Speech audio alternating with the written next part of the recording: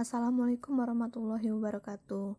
Di sini kami akan menjelaskan artikel kami yang berjudul Industri Perkebunan Kelapa Sawit. Saya Alma Tiara, saya akan membahas apa itu kelapa sawit. Kelapa sawit merupakan tanaman yang dapat menghasilkan minyak. Kelapa sawit juga merupakan tanaman industri yang dapat dimanfaatkan untuk minyak bumi, memasak, dan bahan bakar. Pohon dari kelapa sawit terdiri dari dua spesies, yaitu E. guineacis dan E. oleifera. Tinggi pohonnya dapat mencapai 24 meter. Akar serabut tanaman kelapa sawit menghadap ke bawah dan ke samping. Juga terdapat beberapa akar nafas yang tumbuh mengarah ke samping atas untuk mendapatkan tambahan aerasi. Seperti jenis palm lainnya, daunnya tersusun majemuk menyirip. Daun berwarna hijau tua dan pelepah berwarna sedikit lebih muda. Luas perkebunan kelapa sawit di Indonesia cenderung meningkat dari 6,59 juta hektar pada tahun 2006 menjadi 11,44 juta hektar pada tahun 2015 selama satu dekade terakhir. Kelapa sawit sebagai tanaman penghasil minyak sawit dan inti sawit merupakan salah satu primadona tanaman perkebunan yang menjadi sumber penghasil devisa non-migas bagi Indonesia. Namun, pembangunan perkebunan kelapa sawit yang besar dapat mempengaruhi kesejahteraan masyarakat di sekitar perkebunan. Saya Nisa Inayamuti, NPM 197555007. Di sini saya akan menjelaskan dampak positif dari perkebunan kelapa sawit. Yang pertama ada dampak ekonomi. Kehadiran perkebunan kelapa sawit ini dapat membantu masyarakat Indonesia, khususnya dalam bidang ekonomi, sandang, dan pangan. Masyarakat juga merasakan manfaat dari perkebunan kelapa sawit. Banyaknya industri perkebunan kelapa sawit dapat membuka lahan pekerjaan bagi masyarakat sekitar. Terciptanya lapangan pekerjaan dari pembangunan ekonomi secara langsung memperbaiki tingkat pendapatan nasional. Dampak positif yang kedua yaitu sarana dan prasarana.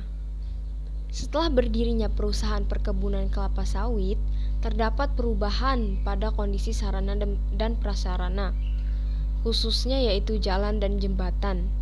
Kondisi jalan menjadi baik karena dilakukan semenisasi dan jembatan dibangun menjadi beton. Selanjutnya dampak negatif. Dampak lingkungan yang pertama yaitu sebagian besar merupakan dampak dari alih fungsi lahan hutan menjadi industri perkebunan kelapa sawit. Laporan Wedge Palm Oil 2017 menunjukkan deforestasi dari perkebunan kelapa sawit pada tahun 2009 sampai dengan 2013 adalah 505,9 ribu hektar. Kemudian pada tahun 2015, konversi dari kawasan hutan menjadi perkebunan kelapa sawit meningkat menjadi seluas 6,6 juta hektar. Disinyalir masih menggunakan cara membakar. Menurut Kementerian Lingkungan Hidup dan Kehutanan, 2,6 juta hektar lahan dan hutan telah terbakar antara bulan Juni hingga Oktober 2015. Luasnya sebanding dengan 4,5 kali Pulau Bali. Jumlah titik api terbanyak dalam kebakaran hutan berada pada perkebunan kelapa sawit. Dari fakta tersebut dapat dilihat bahwa perkebunan kelapa sawit merusak sawit secara ekologis. Dampak negatif terhadap lingkungan yang kedua yaitu kualitas air di dekat perkebunan lebih rendah dibandingkan dengan desa yang jauh dari perkebunan kelapa sawit. Karena pada umumnya, sawit banyak menyerap air dan apabila terjadi kemarau, maka akan sangat sulit bagi warga untuk menemukan kualitas air yang bersih. Assalamualaikum warahmatullahi wabarakatuh.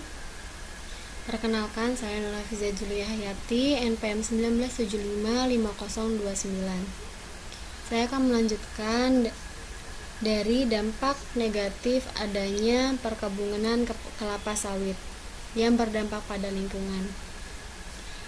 Itu selanjutnya ada pemupukan kelapa sawit dapat berpengaruh negatif terhadap tanah dan juga pembukaan lahan dengan cara pembakaran hutan dapat menghilangkan tempat tinggal bagi binatang, hewan, serta mikroorganisme yang ada di daerah tersebut karena pupuk yang digunakan adalah pupuk anorganik. Kemudian selanjutnya dampak negatif yang berdampak pada lingkungan yaitu pencemaran udara dan tanah. Bersumber dari aktivitas pembukaan lahan, perkebunan, seperti erosi dan sedimentasi, pembakaran hutan dan lahan, penggunaan bahan kimia dari pestisida dan herbisida yang berbahaya. Kemudian dampak negatif selanjutnya dapat berdampak pada sosial masyarakat, yang mana masyarakat yang bekerja sebagai karyawan perusahaan perkebunan, intensitas kegiatan kerja bakti lebih cenderung kurang dilaksanakan karena bertentangan dengan jadwal shift kerja masyarakat dengan shift kerja karyawan dengan kegiatan bermasyarakatnya. Kemudian berdampak sosialnya dapat terjadinya perbedaan pendapat, nilai kepentingan mengenai letak, batas, dan luas bidang tanah yang diakui satu pihak tertentu yang tidak atau belum dilekati hak tanah negara. Terjadi antara perusahaan perkebunan dengan warga sekitar perkebunan, yang mana ketidakmauan warga menyerahkan tanahnya kepada pihak perusahaan perkebunan untuk dibeli dan dijadikan perkebunan kelapa sawit. Sekian presentasi dari kelompok kami. Saya ucapkan terima kasih. Wassalamualaikum warahmatullahi wabarakatuh.